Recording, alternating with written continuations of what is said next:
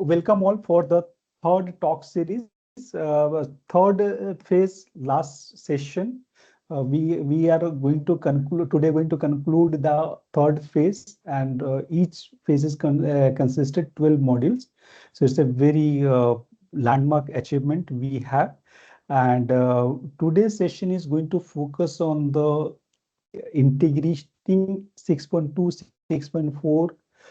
As we know that this is a very, very important topic when we talk about that adding the carbon and quality, and most importantly, in the era of the quality of carbon is become very important. And we have a very good panelist will talk in details. I will not take too much time on this. However, like to highlight very, very interesting aspects. When India added in 6.2, 6.4, they mentioned that the project has to be on the PPP mode. So PPP under means public-private partnership. So here we are looking at a very large scale opportunity where the good opportunity for the carbon developer, the carbon investors, and we can expect some good money also. We are also trying to do trying to understand that how the carbon market is going to be look like. And we have also floated a poll in our WhatsApp group. So we request also to give whatever the amount you feel. So this will help us in generating the good and real time data. So as you know, MEX is an 8-year program. Now it is extended till 2030, and we are geographically diverse, multicultural, transdisciplinary. We are working with a numerous partner with the private sector, academia, research, and we are from Finovista. Finovista is in-country partner for MEX program in India. Now, what is Talk Series? So Talk Series is a very, very interesting and important tool to connect and engage with the stakeholder, diverse range of like-minded people, enthusiasts, people who are ready to and who are committed to change the landscape.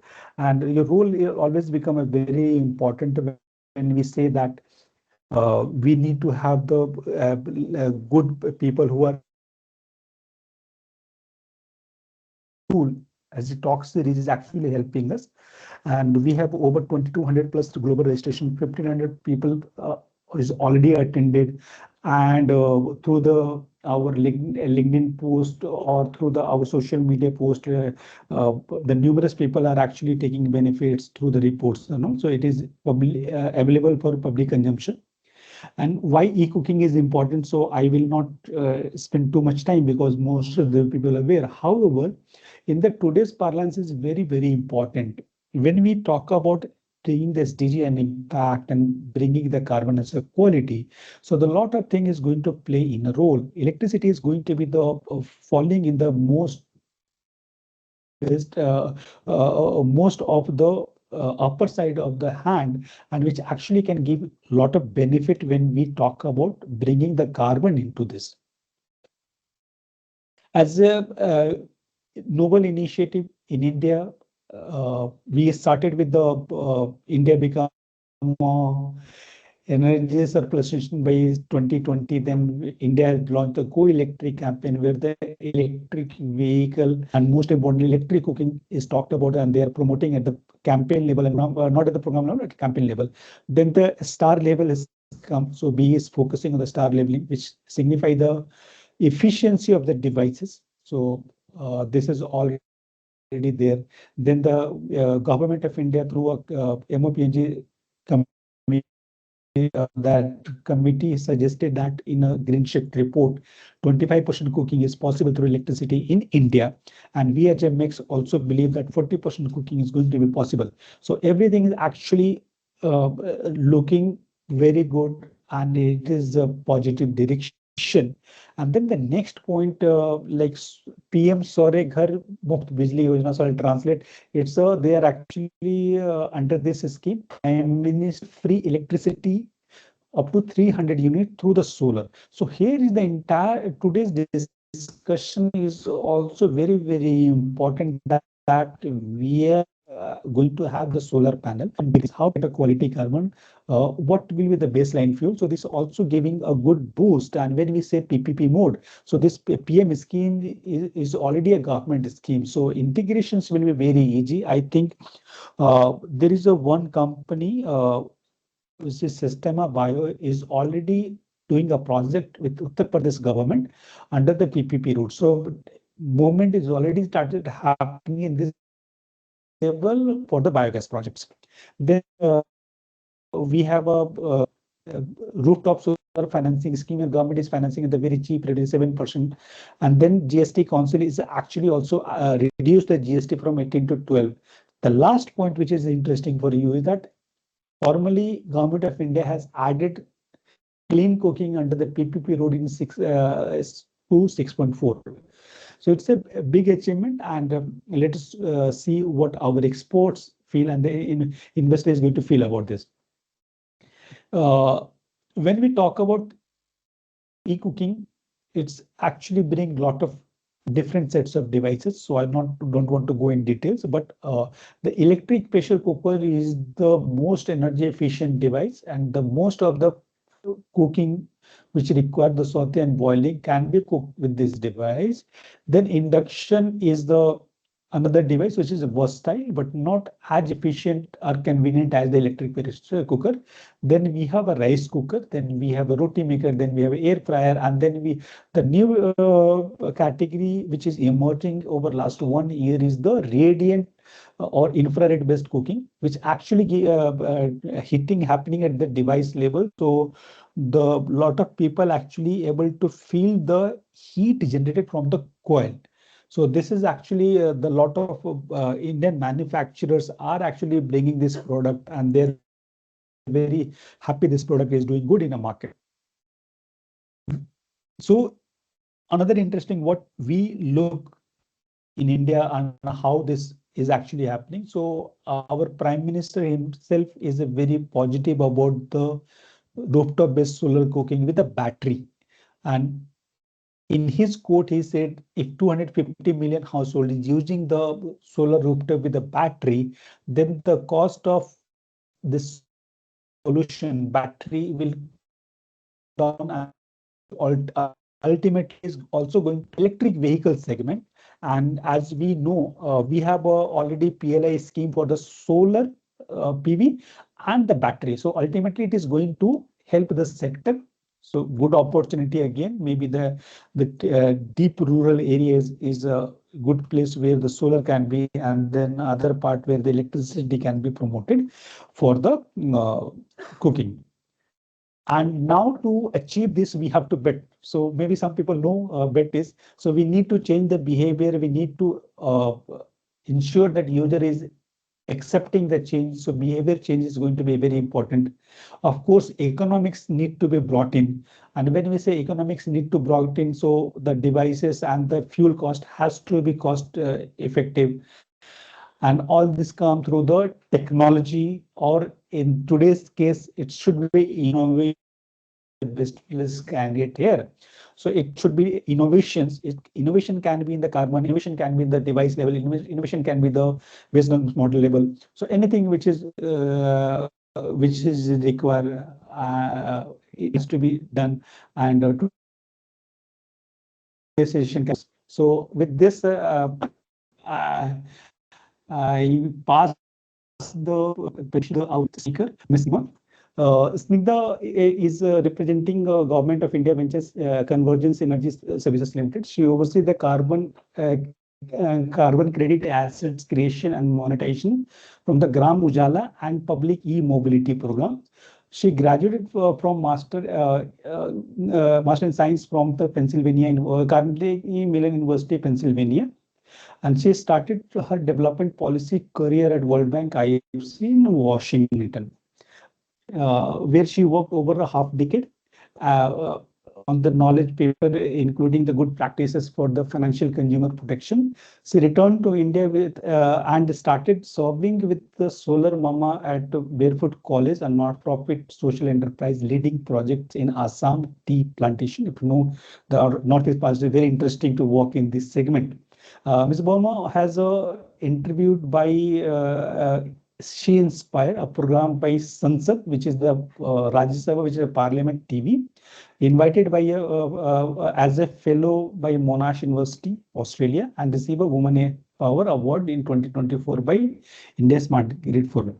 So thank you all, and I like to hand over the mic to Snigdha. Okay. Over to you. Hi, Vimal. Thank you so much, and my apologies for such a long description. So it's great to be here, and I'm very thankful for MEX and Fino Vista to be continuing this engagement and focusing so strongly on carbon credit for cook stove projects. I think it's a really, it's something that would eventually be a great way to fund rural development and bringing clean cooking into the rural areas in India and elsewhere. So I'll maybe straight jump to talking about the project, about the themes. So first of all, it's a very timely discussion. After Baku, after the adoption of the Article 6.4 and 6.2 mechanisms, it's a huge window of opportunity for projects that, such as in for cooked stoves, and the fact that the Ministry of Environment also in June came up with their theme of selected themes in for Article 6.4 and 6.2, which also included solar cooked stoves, as Mr. Vimal was pointing out. So that's again, that's a really great opportunity that's coming up. I would maybe talk a little bit about the policy potential, and then maybe talk about how the Article 6 has an opportunity to bring more rigor to credit issuance and overcome some of the challenges that we are seeing currently in the global carbon market space. And then we, happy to take things forward during the course of the discussions. So first of all, yes, I think the list that the MOEF came up with in June included not just the new technologies, but also more development-focused programs such as cook stoves. And I'm hoping that eventually there will also be inclusion of more rural-based projects such as LED bulb distribution, energy efficiency projects, and so forth. Of course, the PPP model is a great opportunity for an institution such as CSL, which so we started with the Gram Ujala scheme about in 2021, where the projects where we distributed about 1 crore 10 million LED bulbs in rural India, and the viability gap funding for these bulbs was entirely expected to come out of carbon credits.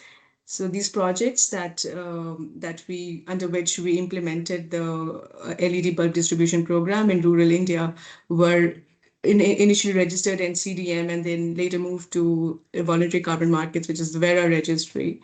And we now have nearly 1 million verified carbon units generated in this project, and that being one of the first projects that CSL undertook on carbon credits also helped build our capacity in terms of implementing a methodology that is a CDM methodology. And then eventually we've also at CSL gone on to register our public e-mobility projects in international registries, which are also very much more bring more rigor and stronger monitoring mechanisms. So one of the projects that we registered is on the public EV charging project, where we introduce an IoT-based monitoring mechanism for the project, which eventually for the credit issuances. So eventually, that is also the conversation that's happening globally in terms of bringing more rigor to the methodologies and introducing technology-based monitoring systems. So I think we've been able to contribute to that sort of understanding, and we hope that as with Article 6, when the methodologies are revisited, there will be better focus on integrity of the carbon credits that are issued under Article 6.2 and 6.4 as based on the learnings we've had in the voluntary markets and with CDM.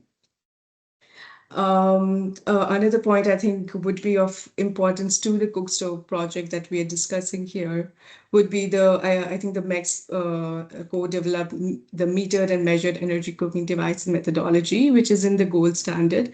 I think that's a really good example of how an IoT based metering system can ensure that the credits that are created track the utilization of the cooking appliances. And that methodology I had the lucky chance to also see on the ground through a project being run by Microenergy Credits, and I'm really happy that they are here.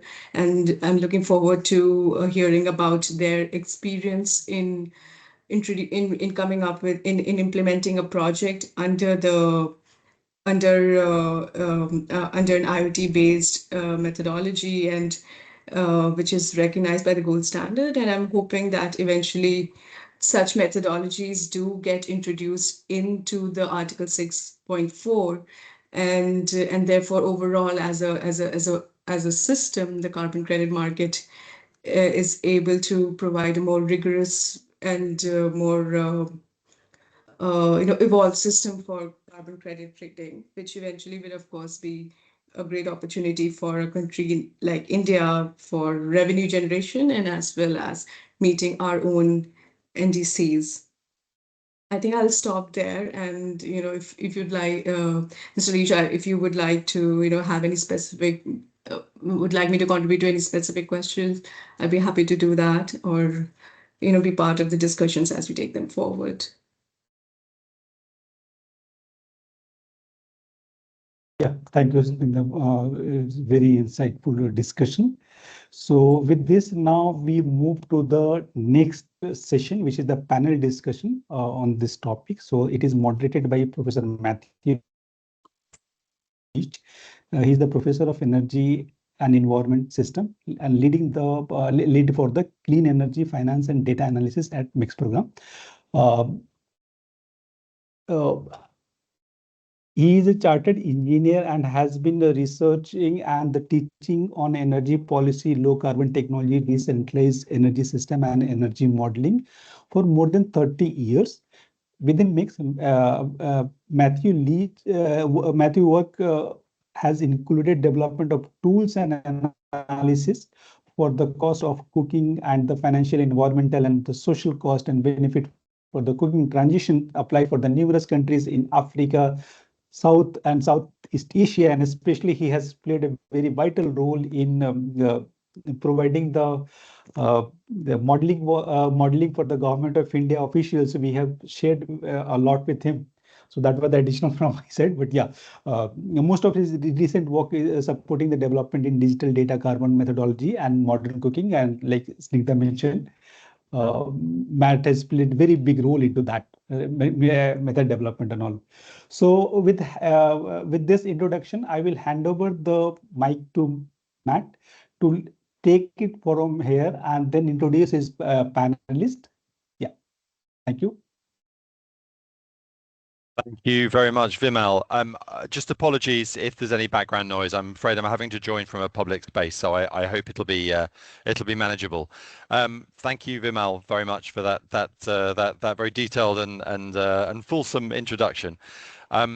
I think Vimal has already given you a good overview of the MEX program, and we're really well represented as a program in India by Finovista, by Vimal and Sheetal and colleagues. And so I'm not going to say anything more about that.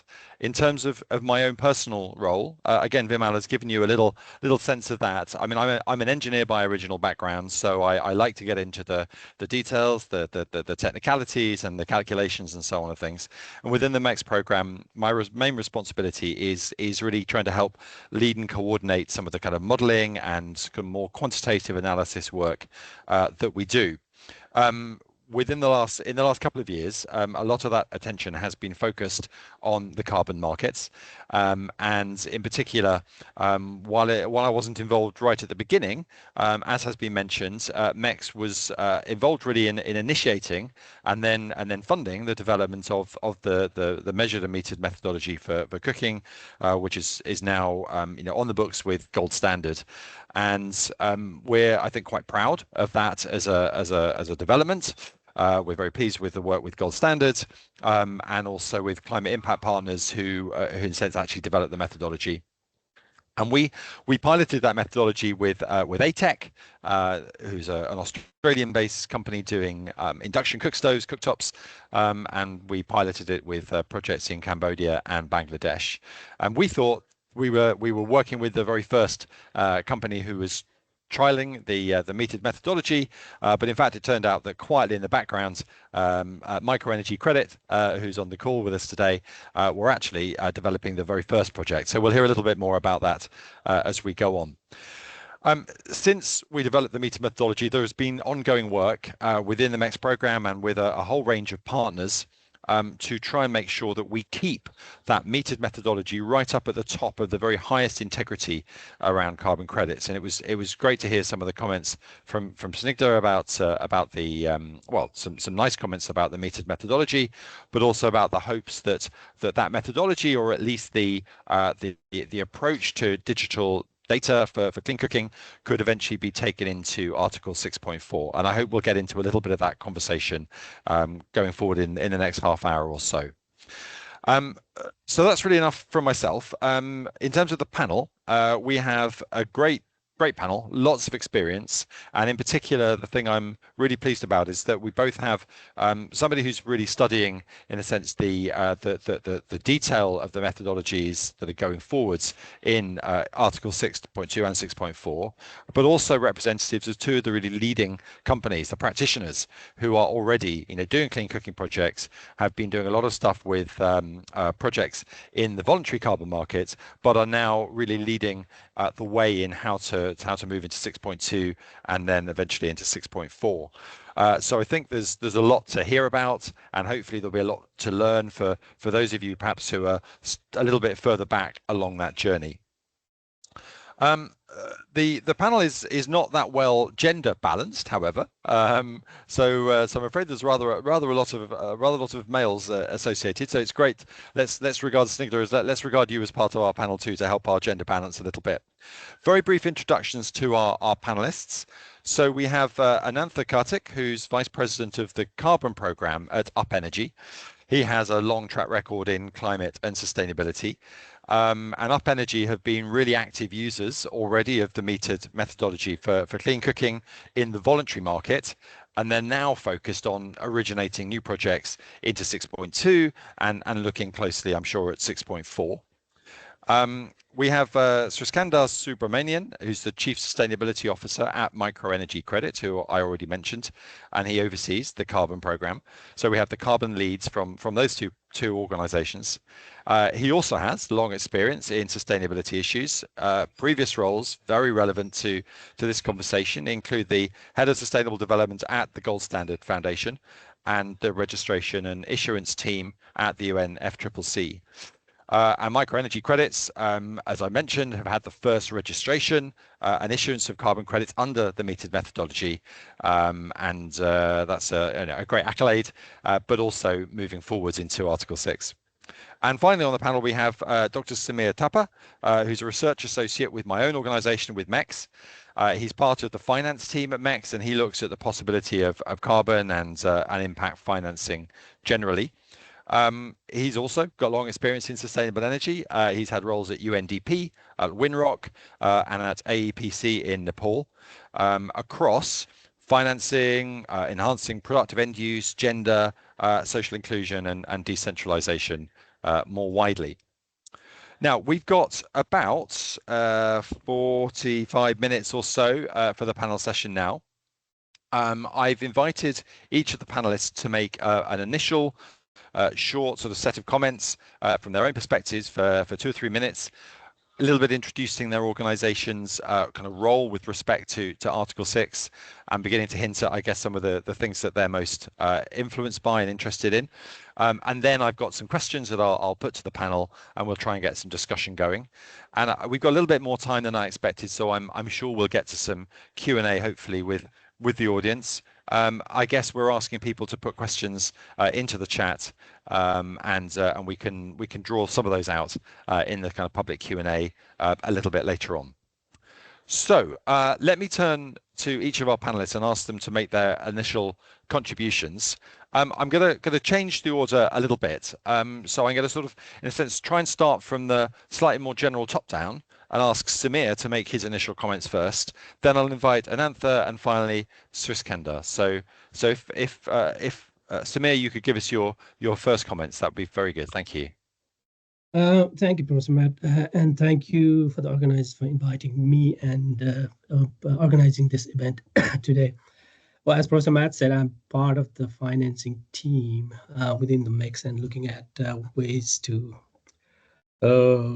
finance modern and electric cooking services, and also looking at how the co-benefits side of it through the impact measurements could be built into that. So in terms of the activities within MEX, what we are trying to do with Article 6 is to use it in the partner countries that we're working with to scale up particularly electric and other modern cooking services. And in that one, the other thing that we are doing is also, following up the Article 6 Paris Agreement credit mechanism regularly as a regular observers, and also providing feedbacks and inputs on the outputs with respect to standards and procedures. And in this one, I would also like to mention a recent event that we had also organized prior to COP, a webinar titled, Article 6 and Cooking Transitions, where we had tried to analyze the new developments with respect to, creating baseline as well as the country level regulations with respect to fees and contributions on the implications of trying out a new clean cooking project activities, and also trying to find out the challenges and opportunities with respect to Article 6 going forward from the sector stakeholders. And I think, like, going forward, having this panel discussion immediately after that one adds to the body of work that is going to be useful going forward in 2025, I guess, for projects to really materialize and start, crediting, registering, and issuing credits. I'll stop at that. Thank you, Professor Matt. Great, thank you very much. So deeply involved in trying to help influence the way in which standards and methodologies are taken forwards. But we're obviously not participating in the carbon markets directly ourselves, but hoping to learn a lot from those who are. So let's turn to a couple of those who are. Anantha, could I ask you to unmute and give us your initial comment? Yeah, thanks, Matt, and thanks to MEX and Finovista for the invitation here. So UpEnergy is a platform that supports equitable decarbonization journey for global South countries and global South. And by saying that, of course, the project types that we support are that kind of has both SDG 1 and SDG 13, which is poverty alleviation, and also the climate action. And one of that, we're present in 8 countries in Africa, and the biggest problem there in Africa is the clean cooking, access to safe water. And of course, we have other removal-based, project types that are, biochar and agroforestry. So we practice community-first approach by introducing technologies and practices to achieve, like, scalable, but also low and zero emission solutions. We were the first one globally to issue the carbon credits on electric cooking back in 2022, when I don't think we had an option for MEX meter device methodology that time. But soon after that, I think now we have one of the large program that is developed under gold standard using the meter device methodologies to gather the voluntary carbon market. And the approach that we do is, of course, we develop high quality, high integrity, carbon project with a robust MRV system. That there comes the meter device methodology. And our role in Article 6, of course, as we have more clarity after this COP29, before that, even we started discussion on bilateral projects. So we have a couple of projects in Ghana that are in pipeline. One of that is using the meter device methodology calculation approach for electric cooking. And we are also keenly waiting for the project type eligibility from all the markets that we operate to be submitted to UNFCCC, so we can also be the first one to register a lot of 6.4 projects in the markets that we operate. That's about us, and look forward to the discussions here. Good. Thank you. Yeah. So just teasing us with some ideas about projects which are in development and coming through. Thank you very much. So Sriskandar, do you want to give us your initial comments, please? Yeah. So thanks, Professor Leach. Hello, good afternoon, good evening, depending on where you are. My name is Sriskand, and I work with Microenergy Credits. I'd like to begin by thanking MEX and Finovista for this opportunity to share some thoughts on Article 6 in India. Microenergy Credits, or MEC, not to be confused with MEX, works with microfinancial institutions and equipment manufacturers in the developing world to deploy distributed clean energy technologies like cook stoves. In terms of our track record, we are in the top 5 issuing program of activities under the erstwhile CDM. And also, as Snigdha and Professor Leach mentioned, we registered and issued the first set of credits using the gold standard weighted methodology a year and a half or so back. In terms of our business model, we partner with microfinancial institutions in India. We currently have close to 20 MFI partners, and we've also had an active carbon program in India since 2009. Since 2020, once the Kyoto markets ended, we have been focused on the voluntary carbon market, as I'm sure a lot of you have also. However, now with renewable energy-based cooking being allowed under Article 6 in India, we are looking forward to seeing how we could potentially deploy these technologies and operationalize a program. And we've already taken the first few steps in this direction. We are initiating pilots for solar cooking within our communities here in India.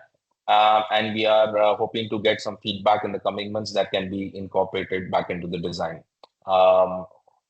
Thanks once again to the organizers, and I look forward to brainstorming Article 6 in India with this group. Great. Thank you all very much for those initial comments and for keeping so well to the suggested time. So look, I'd like to start with a pretty broad kind of question, I think, just posed to each of you, just really to try to draw out your thoughts about, in a sense, the kind of key challenges about what key challenges need to be overcome for us to bring projects, for you to be able to take projects directly into Article 6. If you've got examples of those in relation to India in particular, then of course that will be of particular interest to our wider audience. But many of those challenges are in a sense global and pan countries. So please let's take some initial thoughts from each of you, and then we'll see whether we can kind of bounce the conversation around a little bit. I mean, I guess let's stick with the order that we had already. So let's see whether, Samir, have you got some particular thoughts about where you see the current challenges and where the kind of main pieces of work that need to be done to bring Article 6 projects through to a really practical level? Thank you, Professor Matt. I think this touches upon like 2 different things. One is regulatory, I guess, and the other one is with respect to the methodologies that we discussed earlier as well. I mean, this year, Article 6.4 SB has been working tremendously, with respect to particularly, adopting and getting it approved in the COP, the mechanism methodologies, and other documents, especially the Sustainable Development Tool, which will be applied across the different projects as a mandatory kind of tool, and that brings into all the the safeguards and integrity aspects into the credits that are generated. But so far there has been some work going on with respect to introducing methodologies, including also the clean cooking methodologies, specifically with respect to revising the AMS2G and AMS1E. But then I guess with respect to what my colleagues also mentioned on the panel, the attempts with respect to using Article 6.4, the challenge will be with respect to how to incorporate the developments that are going on with respect to independent standards on those methodologies with respect to MMECD, and as well as CLEAR that's being kind of worked out at the moment. So I mean, with respect to the issues such as the use of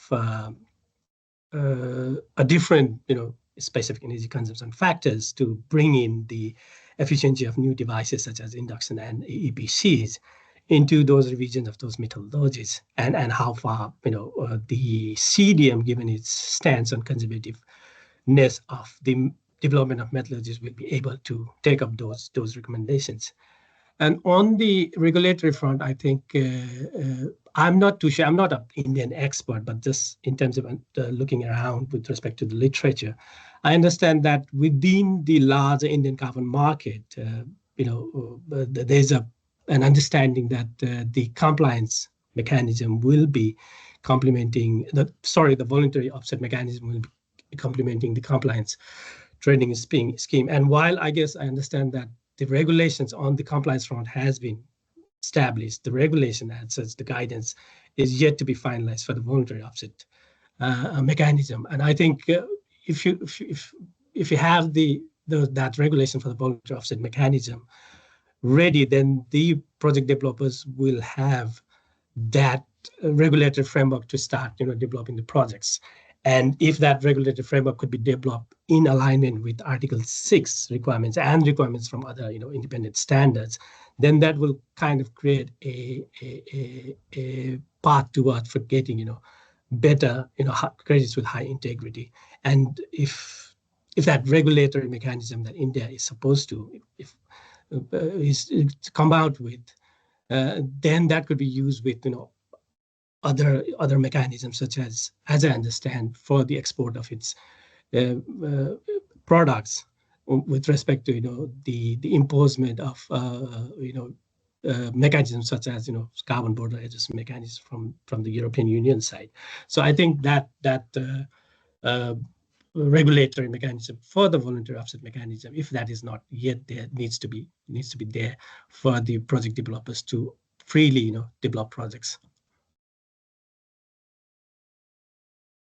Okay, great, thank you. Yeah, I think for me, one of the kind of key things, of course, is the extent to which all the work that's gone on into high integrity in the voluntary market can kind of transfer almost directly into the CDM and into Article 6.4. But as you're indicating, there may well be additional safeguards and additional elements of conservation and conservativeness is the word that may be sought. Anantha, do you want to add to that any thought? Second, any of the points that have already been made, or add additional constraints? Yeah, definitely. I think what Samir mentioned, totally makes sense. There is those challenges. Just to take a step back, like why a carbon market or Article 6 is the right solution. I just wanted to how to make it more effective here is like we've had Ujjwala scheme in India. That's a great scheme, that provided the basic connection and access, but it failed to address the continuous usage, like how to be able to provide like a long-term continuous subsidy. So that's where like Article 6 or any carbon projects comes into play. That any technology access is one thing, but how to continuously engage with those end users to understand their affordability and make them continue to use that and tap into those health benefits that comes by that. So I think that's where the Article 6 and any carbon market is rather much more effective. The challenges are there.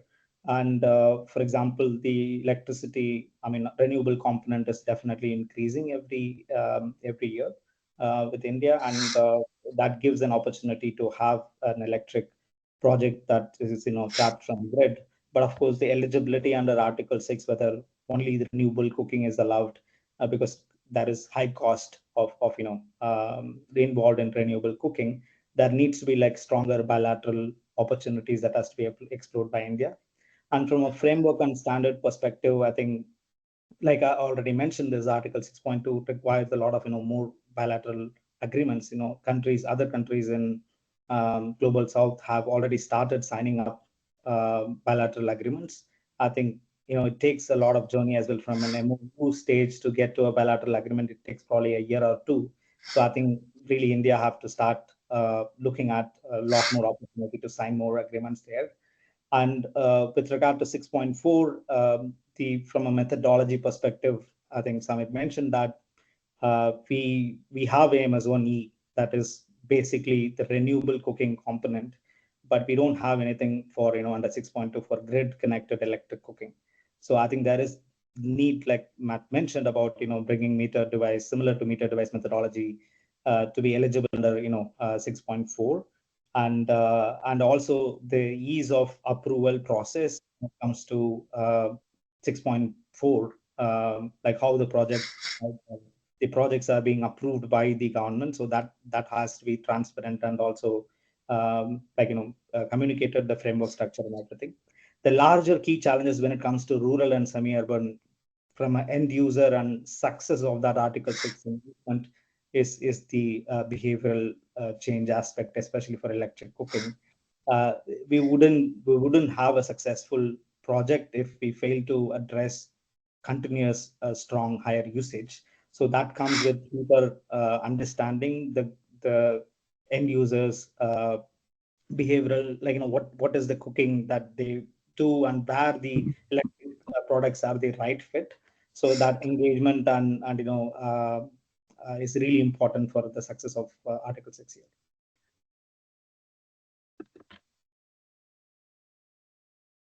Thank you. Yeah, that adds a richness, a lot there. Actually, just one point, just to pick up on with you on that. You mentioned that for 6.2, obviously there's a need for the bilateral arrangements and agreements, and that takes a lot of time and effort. Do you have the sense that there's almost people are therefore in competition? Countries are in competition to attract the interest of the donor countries, the investor countries. Do you get a sense that we're beginning to see less kind of cooperation and more competition, if you like, between countries that want to get involved and want to be, everybody wants to be first, right? Everybody wants to have a program in place. Everybody wants to have a good message to give out. What's your sense of that from the ground? I think it's the other way around in my view. I think countries are ready to have that engagement. For example, like Switzerland, Sweden, Singapore, Korea, Japan probably had, like, long back. The JCM is the oldest, probably, the bilateral engagement, and countries are ready to engage. But I think that process itself is the right connection, and that discussions kind of take a lot of time to even get to that MOU stage, and after that you'll have to go through the bilateral. So you're right, there is competition, but in my view, I think that's the other way around. I think the buyer countries are ready to engage, and it is just that the right channel. Maybe from a buyer country's perspective, they're also looking at their own capacity. Maybe few countries do not have that capacity to directly engage. They're dependent on multilateral organization like UNDP or GGGI or World Bank to kind of support that, and but that's the capacity building on buyer side. But I see a lot of interest on the buyer, but lack that in the selling country. Great, thank you. So Iskandar, do you want to bring your views in on kind of barriers and challenges and where we're getting to with that? Yeah, I mean, I would probably restrict myself mostly to the end user in terms of what those key challenges could be. But the one point that I would make, to add to what Samir and Karthik have said, is the fact that I think there's still some need, for consolidation on methodologies in the Article 6.2 space. I think for Article 6.4, it is very clear for the purpose of, India for renewable energy-based cooking, AMS1E is the way to go.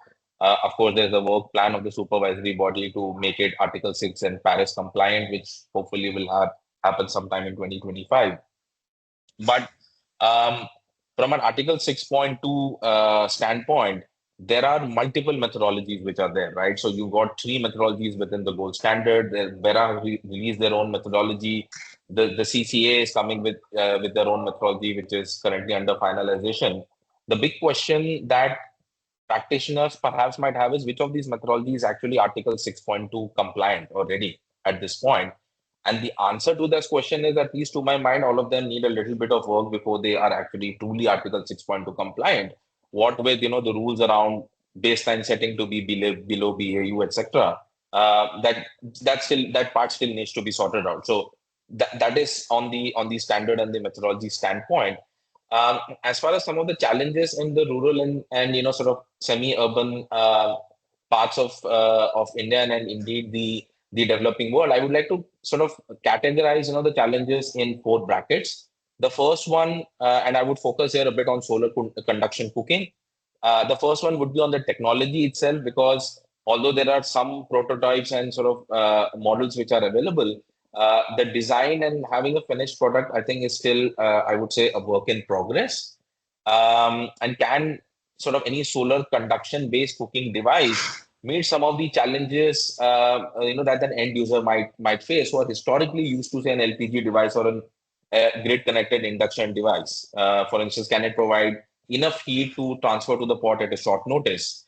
Will the solar panel be efficient enough to sort of capture, and then the batteries to store enough energy or sunlight during the winters and monsoons? This could be a challenge for several parts of India.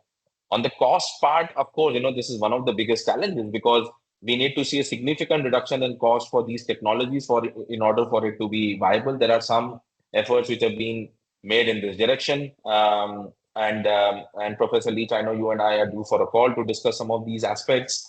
On the capacity building, and I think it was Samir who spoke about this briefly, but the behavior change element is a very critical thing, because people who are used to LPG, people who are used to induction, or for what it's worth, biomass or solid fuels based cooking, these technologies need to be able to sort of match this, given the cultural diversity and sort of other priorities in different parts of India. And then also, how is stacking going to be addressed? Right, that's the perennial problem which perhaps no one has been able to solve fully in the in the clean cooking sector. The last, I would say, is partnerships, and I think it was Vimal who spoke about this. The government of India requires that in order for a technology or a RE-based cooking intervention to be Article 6 compliant, there has to be a public-private partnership model. So what is going to be the shape and form of these partnerships? How are we going to bring in, say, different national and state agencies to participate in this? What will be their role? And whether there are going to be very clearly assigned roles and responsibilities for these different stakeholders. So these are some of the challenges which I feel we are still trying to address, and hopefully we can find a solution sometime soon. That's great. Thank you. No, really, really helpful actually to kind of get some more of the points of detail about really just the challenges of developing a good project from where we are now, not necessarily just the things with the very high level UNFCCC processes and so on. Okay, so the other kind of question area that I wanted to kind of bring forward is I think there's a lot of sense in which work has gone on in the voluntary carbon market. And it is possible, in a sense, to make some transitions from voluntary carbon market into Article 6. And so the transition from the voluntary carbon market to Article 6 mechanism.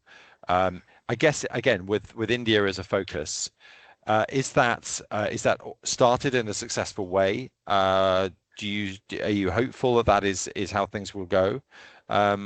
Or are there, again, other challenges and barriers to bring that forwards? Let's stick with the same order. First of all, Samir, any particular thoughts about that transition from voluntary to?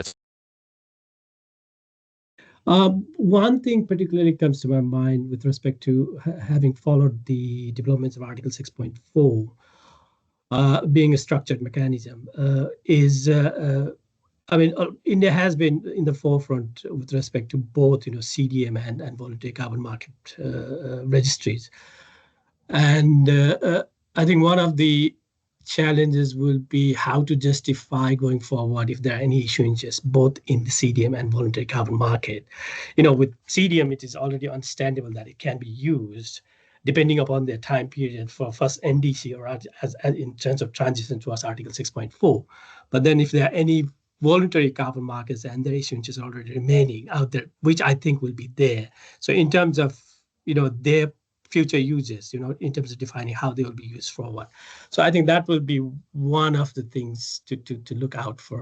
And that will bring into other things like, in terms of when you are doing this transfer, both from CDM and from voluntary carbon market, there is not a set, as mentioned earlier, for other aspects as well, the set procedure for how to do it, starting with the registry at the UNFCCC level, and also, then how it will be linked to the country level with respect to the country level registries. And with the case of India, I think it will be, I don't know, given its decentralization, there will be also, kind of state level policy coming into play within that. So I'm thinking, given the volume of possible voluntary credits out there, that is something to be catered to be thought about.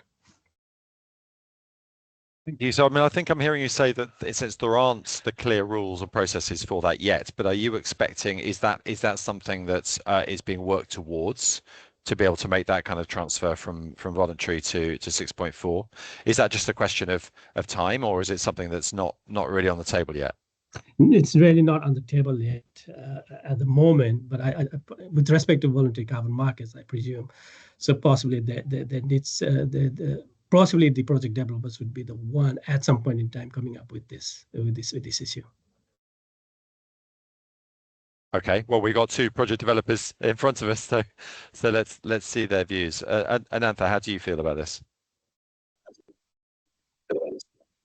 I think 4 years ago we were all transitioning our CDM projects to voluntary mechanism because we didn't have any standard that time. Now, of course, we are all looking because of the voluntary carbon price. We are going back to compliance.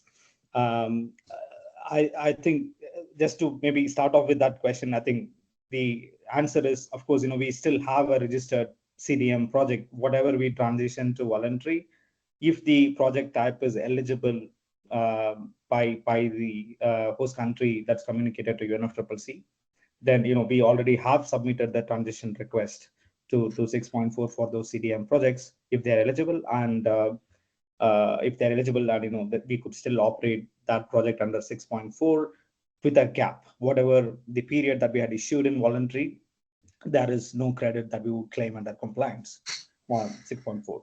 But again, largely on 6.4 credits itself, now it is on the end use that would differentiate whether it is 6.4 credits versus voluntary credits. Now we have a voluntary project that is developed in Tanzania that has been issued an authorization letter, and now it's an Article 6 unit that we can sell the credits to either compliance opportunity like CORSIA or other voluntary offsetting opportunity.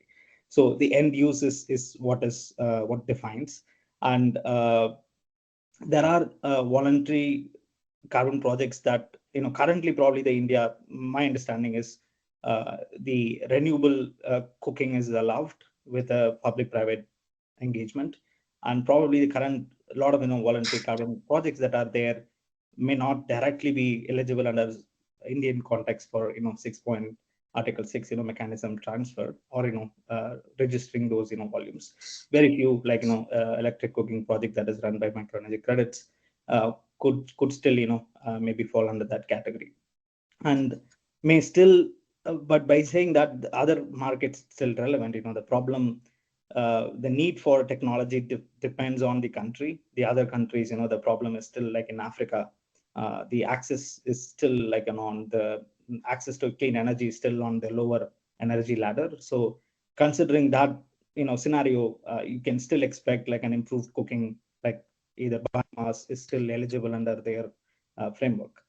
And the 6.4 project eligibility is defined, but the process and what is to be done to get those projects register under 6.4 is still the registry setup is still ongoing. Hopefully they take some learnings from CDM and continue to fast track that.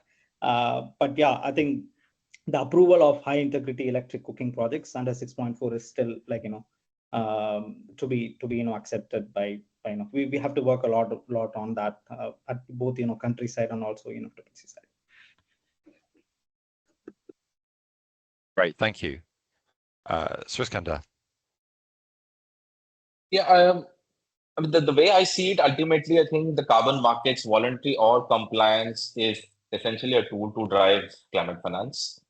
And to that end, I think the CDM, the voluntary market, as well as the Article 6, they are all essentially market-based mechanisms to support the adoption of clean cooking interventions in this case. And there is an added element of more close alignment with national priorities when it comes to the Paris Agreement. Now, the voluntary carbon market for clean cooking was largely focused still on, I would say, fossil fuels, or rather solid fuels like biomass. Electric cooking has been a very recent entrant in the VCM space.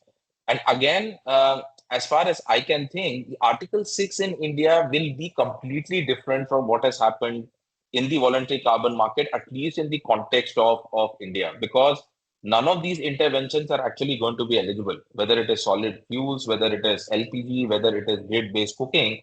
None of these interventions, based on the list that the ministry has circulated, seem to be eligible. So from that standpoint, the transition, in a very literal sense, does not really have a lot of overlap. However, what we can learn from the VCM is what, to my mind, is very critical, right? So, especially in the last 2 years, some of the issues around integrity, that's where I think we can learn and adapt to make sure that Article 6 is much more rigorous and has a lot more integrity than what the VCM is currently perceived to have. And what I would mean with that is, like sorting out issues like FNRB, right, which seems to be an Achilles heel for project developers worldwide. There has to be some alignment, very science-based, that needs to be found on this issue. What is also very critical is that the tenets of the Paris Agreement are respected. And one of the key principles of the Paris Agreement is ambition. And that's the reason why I think on issues like baseline, we can't continue to look at what would be the business as usual baseline, and have to adopt something which is below BAU, and that is very critical to ensure that the ambition of the Paris Agreement is met fully.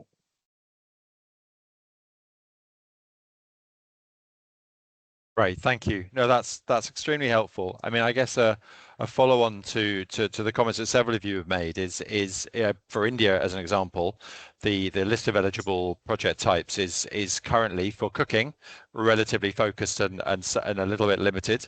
What would be your expectation about how that might evolve over time?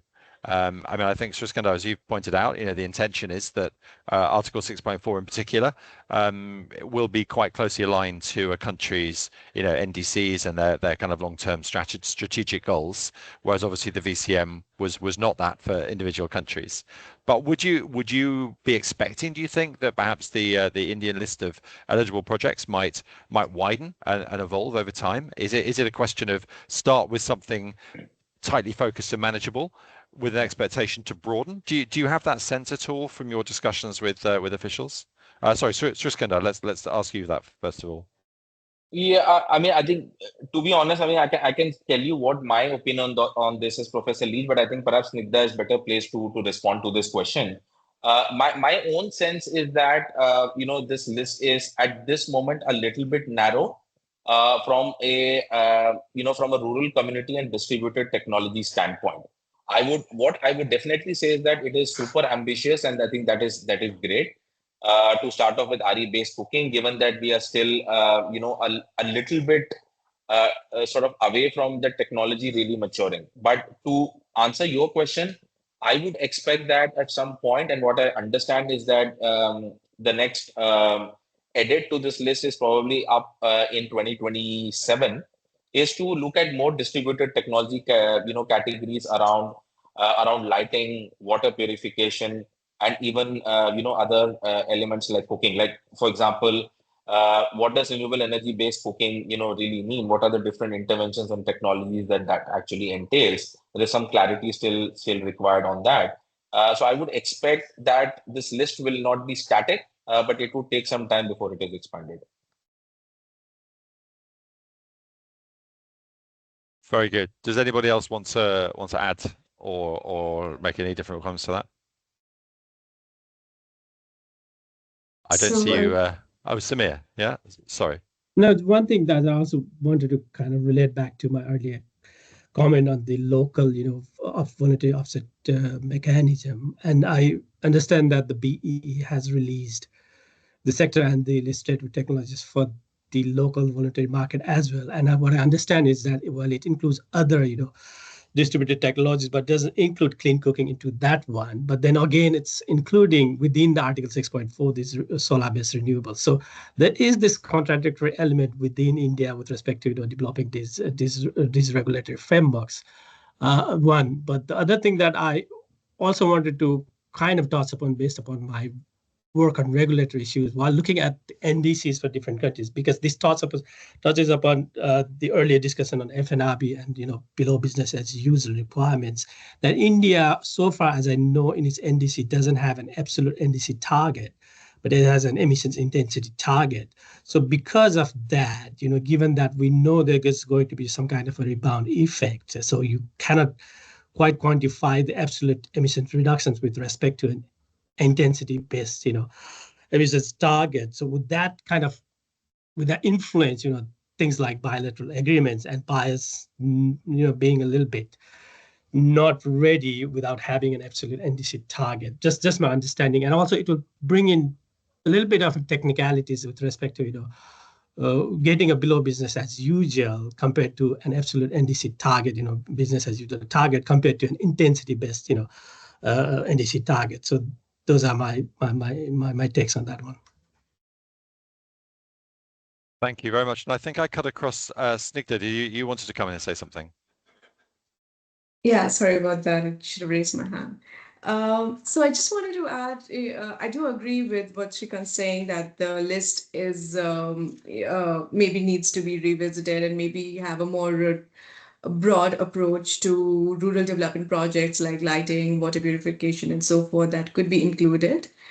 Having said that, I'm, of course, as a representative of a government company, very happy to recognize that the ministry is encouraging public-private partnerships because our first project on carbon credits, which was on rural LED distribution, is pretty much aligned to the PPP model where we collaborated with a private project developer. And of course, a similar strategy we can follow not that will fall for LED, it could also be for cook stoves. So of course for us this is great, but I also I do strongly think that the ministry should revisit and try to include more rural development projects because ultimately it's a great opportunity for green financing for the country as a whole. And of course, I do understand from our previous minister's comments that there may be some decision that may be required on the double counting, given our targets towards NDCs. But overall, I think this is something that the ministry should look into, and we hope that they will. But of course, as of now, it's a great opportunity for organizations like CESL. Thank you. That's very very helpful to get the kind of quasi government view kind of coming in there. I know you're not representing the government view, but thank you for those comments. Okay, we've got about 10 minutes left on this session today. We've got quite a few questions which have come through in the Q&A. There's two topics that I would like to draw out from that set of questions. And they actually kind of are represented by a number of different individual questions from particular people. So rather than kind of reading out or inviting people to unmute and put those particular questions, I'm going to kind of paraphrase them if I may. So the two things I'd like just briefly to bring to you is, first of all, in a sense, what do you feel is the role of carbon credits sort of generally, I mean, maybe Article 6, but carbon credits generally, in bringing down the costs of clean cooking projects? So it's quite a general kind of question, but I guess in particular from the MEC and the Up Energy perspectives, can you share with us any kind of brief perspectives on how significant the carbon market has been for delivering, affordable solutions, rural, semi-urban, urban, in India? And then the second question, which I'll come on to then, is on the IoT side, because we've talked quite a bit about metered.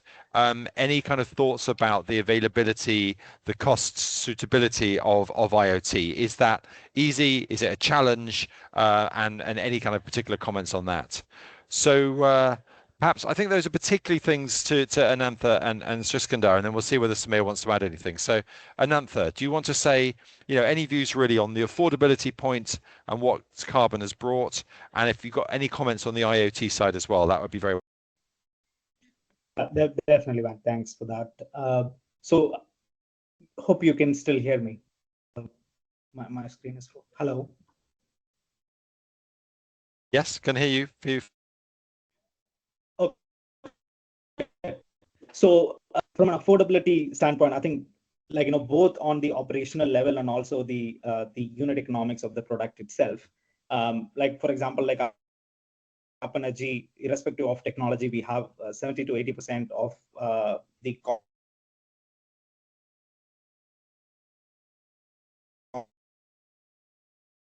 No, I think we are now losing your sound, actually. Anantha, I'm sorry, your sound is breaking up for me now. So can we possibly turn to Sriskandar, and then maybe Anantha, I don't know whether you can rejoin or see if you can improve your connection. But Sriskandar, any views from Yeah, I think from my standpoint, there are these two different sort of aspects. And from our experience, what we have seen is that historically speaking, for biomass-based cook stove, Carbon, sort of finance or climate finance does two things. Primarily, it brings down the upfront cost. It obviously removes some of those capital-related barriers upfront. But the other very significant thing that it does is that it helps you ensure a continued use of the product, right? So if a program is structured carefully and there are after-sales service systems in place, or you can use the carbon finance to increase the warranty periods, etc., of a particular product. And we have sort of dabbled with, all of these different options. We've actually experienced a lot of success, with these different things. From a renewable energy cooking standpoint, I suspect that a lot of this carbon finance is going to initially actually go into the upfront cost, because the costs are sort of prohibitively high at this point. So I would say that would be the first, bridge to cross. And post that, I think depending on a lot of the other nitty-gritties, like the longevity of the contract, the price, etc., this revenue can be used for also the OPEX, so to speak, for the maintenance of the product. So this is where I think it plays a significant role. If there are any questions or any requirements in terms of what those specific numbers are, I'm happy for anyone to reach me offline and can share that. Thank you very much. Did you have any quick thoughts on the kind of the IoT sort of side? The kind of is it fully available? Is it a challenge? Is it something you're actively working on? Yeah, absolutely. In our experience, it no longer remains a challenge to access IoT-based devices. In fact, the gold standard is now doing some work around through its digital MRV working group, looking at how the entire issuance cycle can be end-to-end digitized in a way that issuance frequencies can go up, the requirements for on-site audits, etc., can go down and stuff like that. And in the two geographies that we are actively working, which is Kenya and India, we've seen not only the cost of these IoT devices come down significantly, but also the access and the real-time use of these IoT devices is to be seen, to be believed. So I think these are great additions. These are great options right now.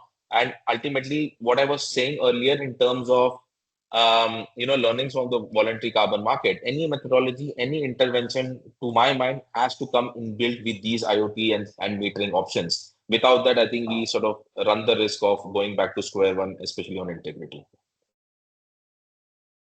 Fantastic. Thank you. Very much agree with that. Anantha, thank you for rejoining. Do you want to try speaking again now? Yeah, can you hear me now? Yeah, is that audible? Okay, perfect. So I'll not take too much time, just maybe a quick 30 seconds on that. Affordability, that's exactly what Carbon helps. The the end users that we are targeting are or will not be able to afford the actual cost of the product. So there is a need for like upfront subsidy for us to be able to scale and reach more end users. But also the carbon revenue could also be used as a driver for usage. Like you need to have like continuous maintenance and end user connection for you to be able to ensure they use the product more continuously. So that's the need for that affordability and operation side of things. On IoT, yes, I think last few years, I think the cost of IoT has come down, and now we have a lot of retrofit options accessible to be able to you don't need to have like actual device integrated like IoT measuring metering system. You could also use that retrofit for you to be able to like have that flexibility. So Tremendous, thank you. So we've only got a couple of minutes left. My only job as chair is to try and bring us to conclusion pretty much on time. So I've asked each of the panelists if they can just make a kind of a very brief closing statement, anything they particularly want to bring out. What's your kind of one message in particular to people who are entering these markets but are maybe a little bit further behind the curve than MEC and Up Energy? What's your kind of main recommendation for how to proceed? Let's go Samir, Anantha, and then Sriskandar to conclude. Well, I'm looking at from general perspective, I would say that look at the conditions for the regulation, if the regulations are already there at the local level or not, and look at the in terms of the fees and contributions that the projects developers will have to make, because that will affect the feasibility of the projects, one. And I guess also wanted to touch upon a little bit with respect to the affordability issue is traditionally it has been looked at, carbon financing being used as buying down the upfront cost of these devices, but trying to bring in the, other commercial financial institutions into the picture to better utilize the carbon financing in terms of its scaling up potential, given and also then looking at the particular structure of the financing institutions in that particular country, one, and then also perhaps also look at the requirement going ahead with respect to integrity also of, sharing the revenues and the benefits, which I think will be important going forward, especially also, Article 6.4, particularly now looking at it to develop a concept note and standards for equitable benefit sharing in the future. So I think going forward, the rules of the games are going to change, and these will be some of the rules I think that will be important to not only from a technical perspective of maintaining the integrity, but from larger social safeguards perspective of maintaining the integrity of the credits. Yeah, that's my take. Okay, rules are going to continue to change. I guess that's always a good area for researchers to be engaged in. Then, Anantha, your kind of final comments, please. Yeah, first and foremost is the government engagement and understanding of the local context, the NDC targets, whether the project type would be the right fit. Then developing a high integrity, conservative project. It's not about generating carbon credits. For you to be able to sell that, you need to show that the project is of high integrity and transparency and accuracy is maintained. Then like the best option is to hang to more long-term forward offtakes, considering the volatile nature of the market. Best is 6.2. Like look at Article 6.2 bilateral engagements, and you have price protection. You're able to put your investment in a more secured way. So those are the guidance there. Yeah, thanks. Great, thank you very much. Sriskandar, last word from you. Yeah, I mean, I'm afraid I'm going to end up echoing a lot of stuff that Samir and Karthik just said. But I think just to keep abreast of some of the technicalities and how the Article 6 is bound to be different from the CDM and the voluntary carbon market as we've known them. Focus on integrity in the context of cook stoves. and sort of ensure that smart meters, IoTs, etc., are part of your design from day number one. Karthik spoke about it, but I think the golden principle in the carbon market is to err on the side of conservativeness. And I just want to conclude by saying that I think given that we are now moving into Article 6 territory, the onus I think is on all of us to ensure that we don't repeat past mistakes, we don't overcredit, and we make sure that we are able to deliver the impact that the communities truly need. Very nice. Thank you so much. So I'm not going to take much time to wrap up because I think we're a couple of minutes already over time. I mean, the three things, well, one always has to have three things. The three things that I've really taken from the conversation, one actually is that you've all really pushed the issue about behavior change. The carbon markets is partly about encouraging high utilization of good cooking technologies, but also about continued use over time through being able to fund maintenance, service, ongoing consumer engagement. And that's a really important point. Methodologies. Clearly, there are a variety of methodologies, and there's a lot of work going on to try to make sure that what comes through in 6.4, for example, represents the best of what we know about. But also the point being made earlier that 6.2 is in a sense allows for different methodologies almost by negotiation between the two parties, the bilateral parties, and that's both an opportunity, but it's also potentially challenging and confusing because everyone has to work out what's a good methodology to have in there. But ultimately, the point is that we need high integrity, we need conservative approaches to avoid the mistakes of the past, as we heard. And that for now, my third point, I suppose, for now, there are a variety of mechanisms, voluntary and compliance, but the compliance for now, at least, of some different flavors. And I'm afraid it is, therefore, for everybody, quite an area of uncertainty, and you will need to be looking for sources of good advice and good information. And I hadn't meant to plug MEX resources, but the MEX website does have a section of resources around the carbon market, some very general guides, some very specific ones, even some calculators to calculate what the typical cost of a carbon project might be. So if you're stuck on information, maybe that would be a good place to start. I think we're done with the panel. I'm sorry we're a little bit over time. I'll hand back to Vimal. Is there anything you need to say and wrap up? So I will just say thank you. Thank you all for being there. Very good. Well, thank you to the panelists, to my three panelists, and our fourth quasi panelist, and thanks to Finovista for organising. I hope everyone on the call got something out of it. I guess it's recorded, so you can pass it on to your colleagues to hear the words of wisdom from our panel. And I hope you have a great rest of the day. Thanks, everyone. Cheers. Thank you. Thanks. Thank Bye-bye. you.